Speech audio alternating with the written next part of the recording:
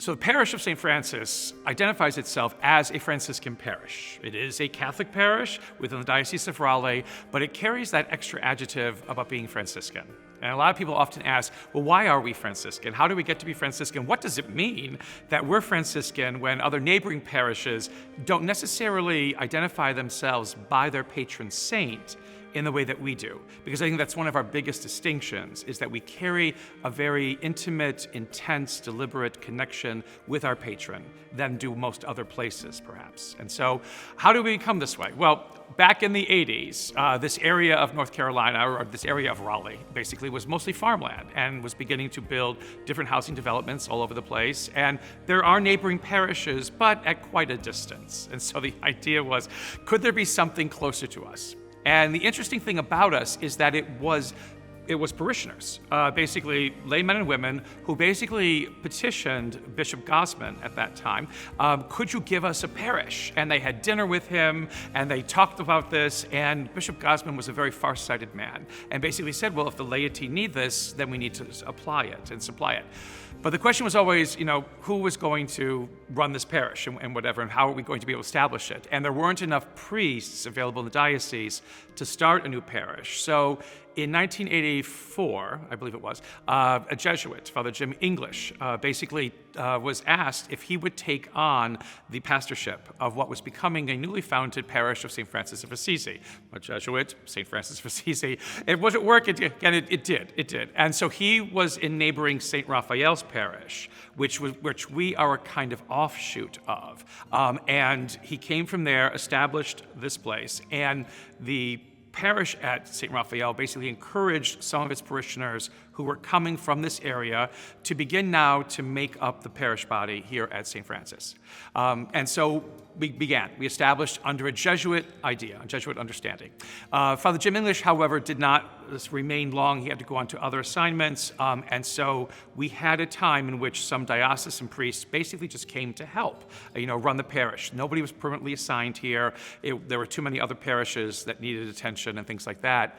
And again, the laity had another dinner with Bishop Gosman. And out of that dinner basically came a charge from Bishop Gosman for the laity to perhaps find someone, which was a very interesting kind of thing. Usually, the parish community of a particular parish do not choose who their leaders are going to be, or even who the group that will administer a parish will be.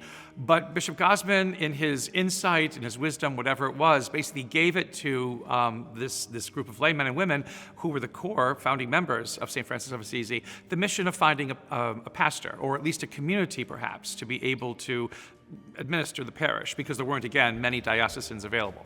So what they basically do is connect themselves with some other Franciscans who seem to be in the area, and Franciscans of my original province, Holy Name of Jesus, and they basically ask Holy Name of Jesus, would you be interested in establishing a parish in the South? Now, we are in New York City. We are in New York City and New England. We're in northern New Jersey. We're in New York State. We're very northern. And so would it work bringing a bunch of Yankees down to the South?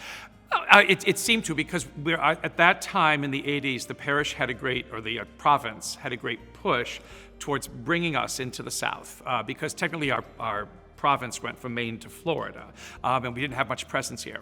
So to be able to take on a parish in Raleigh, a capital of North Carolina, seemed to be a very intriguing and a very attractive kind of proposition. And so we brought in Franciscans early, so perhaps I think in 1986 or 87 is when we arrived.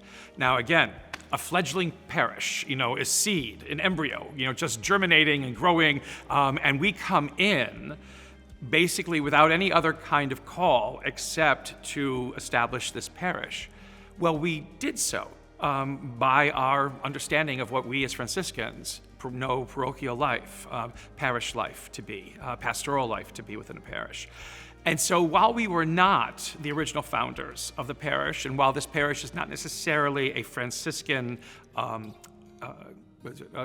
Franciscan foundation, while this parish is not a Franciscan foundation in its beginning, because we came so early and the parish was still in the stage of growing and understanding itself, we basically created a Franciscan parish. which was remarkable. Because in many other places where we are, in fact, in all other places that we are, we basically come into a parish to serve, because that is our role. We come into parish to serve where there is need for someone like us to come in to serve, and the parish has already been established. It already has an understanding of itself. It already has an identity, a focus, a mission, a vision, what have you, and we come in basically to keep it going, maybe dabbling here and there, a little bit of Franciscana, a little bit of Franciscan here and there. We will give it a new Franciscan shape in some ways, but the parishes usually remain, staunchly diocesan, and they manage themselves as diocesan. We took on a different thing, this whole new endeavor of now establishing for the first time, well, not for the first time, back in the 1920s and 1930s, we did establish parishes that we then gave up and gave back to the diocese. But in recent history, to establish a parish with a Franciscan vision, and what would that be like? How do we actually not just manage a parish as Franciscans, but how do we apply a Franciscan vision to a parish itself? And so St. Francis was reborn, in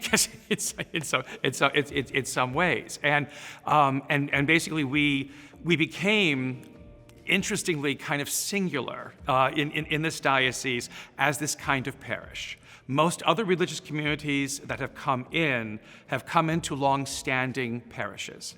And while they may give a flavoring to the parish, given their particular charism or the particular understanding of themselves as a religious community, it isn't necessarily core, or it would take a lot to make it core.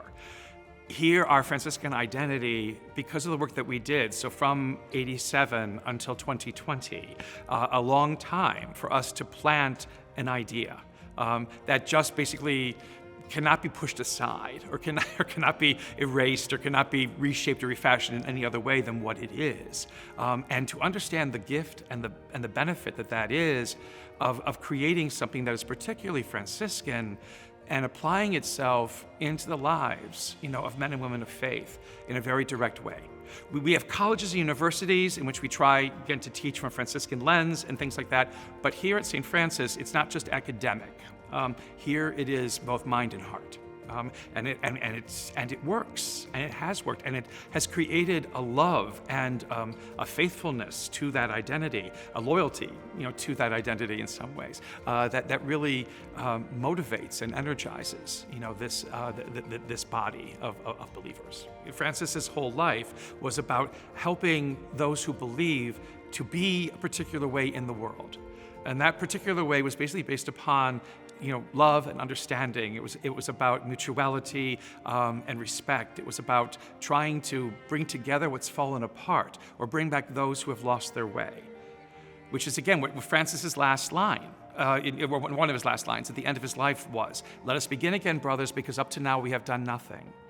Because there's always time to do something new. There's always time to seek differently what this faith can offer us, to move deeper into what it means to be a believer in this world. This is what we offer. This is what we built.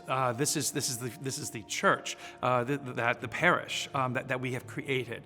One that is not afraid of going deeper. One that is not afraid of the modern world. One that does not stand against the modern world, but one that engages the modern world in all shapes and sizes, wherever it happens to be, to find out what makes it tick, and seeing how God can be active in that ticking and in that life that's being lived, and to make this world recognize that. That is the action of mercy. Again, so many people attach mercy to the sacrament of penance and to confession, to a God who kind of is stingy in mercy. That's not gospel mercy. Gospel mercy is understanding the hills and valleys that we trod as human beings and listening to where each other has come from and why each other acts and reacts the way that we do. An onerous task, an exhausting task, and yet is our mission as believers to constantly engage that. It's what Francis did, which is why he was a peacemaker, because he dared to listen to what it was that people were going through and what they were experiencing and try to resolve that, by conversation, by empathy, by understanding, all those things tied in together. That's what you find here. And in our cross that is risen, we find a hope that is supposed to help us endure, help to give us courage, to keep moving forward, even through all of the mess and the muck that this world offers, this world throws at us again and again. We know that this hope of new life never fades, it never ends, because it finds its source in God.